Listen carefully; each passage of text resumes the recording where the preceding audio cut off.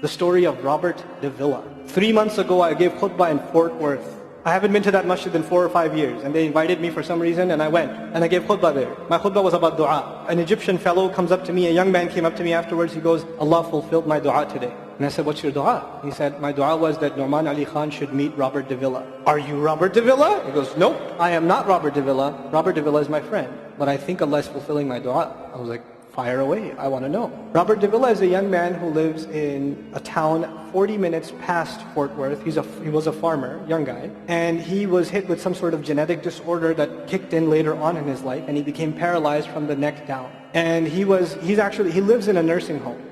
Most people in that nursing home are 90 years, 100 years. They're really, really old people. And then there's, his room where he's paralyzed neck down. He's the only 30-something-year-old that is in the nursing home. Okay? And he's been in that nursing home for the last 10 years. His family got a computer for him that's voice activated so he can give voice commands, put a headphone on and Google stuff and search stuff so he can surf the web and find information. And by the way, staunch Christian family, the minister comes and prays for him every week and things like that. And his best friend was in the bed next to him. One of his best friends. He became best friends because he met him at the nursing home. This person was also paralyzed and he needed a new liver, okay? A liver transplant. He was waiting for a liver transplant. And they used to talk about, God and things like that all the time. They were good friends. Finally, his best friend got a call that there's a donor available for the liver. So he's so excited. He goes, Robert, I'm going to miss you, but I'm going. I've got a donor. So they take his friend and they go into the operation, and his friend died at the operating table. Now his friend, who's also a Christian, the deceased friend, his sister took one of the amulets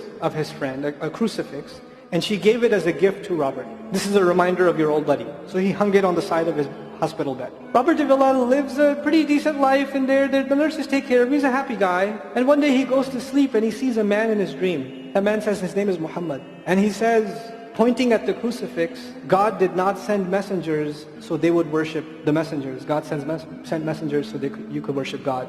And Jesus was just a man. He walked in the markets and he ate food. He walked in the markets and he ate food. And the dream stopped. He only knows that Jesus was just a man. He knows there's a man named Muhammad that said that to him. He said that messengers came so people could worship God and not the messengers. This is all he knows. So he starts Googling Muhammad. He finds Islam. He takes Shahada. When he takes Shahada, he wants to learn about the Quran. So he goes on these chat sessions and finds somebody needs to teach me Quran. He finds a brother in Egypt that he gets together with on Skype to try to learn Arabic. Learn the Arabic alphabet. Once he learned the Arabic alphabet, he learned to recite the Quran. He memorized 10 surahs from his hospital bed. Then he said, I'm beginning to memorize the Quran, and I'm beginning to learn about this prophet, but I need to understand the Quran. So he starts Googling how to understand the Quran. And for some reason, he ends up on my videos. And he starts watching my stuff. And he watched almost everything. And then here's the kicker.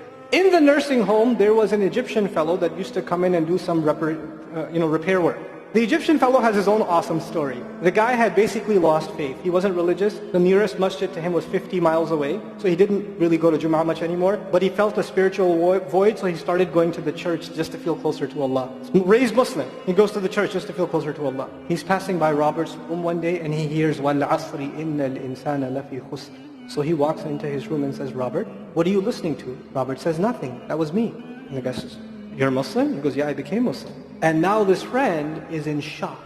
How does Allah guide someone in the middle of Churchtown, USA, in a nursing home, with a crucifix on the side of his bed that he doesn't even have the physical strength to move, and the guy himself says, I want to come back to Allah. So he tells him about his, the friend he found online, Nouman Ali Khan. So the Egyptian fellow starts watching my videos. And then he says, I wish I could meet him one day. And he says, okay, I'll pray for you. And after 5 years, that Egyptian friend shows up at the same masjid that I haven't been to in 4 years. And after Jum'ah says, I think Allah wants to fulfill my friend's dua and my dua. So I said, I think He does. Let's go. So I took a few of us and we went. And we met with Robert. We had a beautiful conversation with him. They were actually, the nursing home was pretty shocked. You're all here to meet Robert? Like, yep. Why do you want to meet him? He's an inspiration. We're like, okay, let me check if we can. And they had to call the hospice administrator and all this stuff. And then eventually let us in. And Robert's in shock. And then I meet with Robert, we're talking, and I was like, hey Robert, so I heard you memorize some surahs. He says, yeah. Can you recite one for me? So he recited Surah Al-Asr.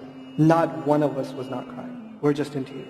When somebody turns to Allah, don't worry about the means. Guidance will come. balance will come. I want to tell you some more about Robert because young guys are here. Young guys that play basketball. Young guys that are healthy. Young guys that have ambition. I told you what's his paralysis, from where to where? Neck down. He has a special wheelchair that has to hold pretty much every part of his body in place. He can't just sit in a wheelchair. It holds his neck and it holds every other part of his body in place because he has no control over his limbs. And he has to have a special van where the wheelchair locks in so that if it goes through a bump or whatever, he doesn't, receive the shock. So he made a request. He wants to go to the Friday prayer. They didn't have the special van, so they put him in a regular van. And so he went to the regular van and a few bumps and his spine got even more hurt. He went to Jumu'ah. He came back in excruciating pain and they said, I'm sorry Robert, you're no longer able to sit in your wheelchair. You're going to have to stay in your bed for the next 6 months at least. If you see recovery, then you can get back up again. I met him in that span. He'd already been in that bed for 3 months already. And the reason he was in that bed is he went to Jumu'ah prayer. And he told me about the Jumu'ah prayer. He said, I've never felt more peace in my life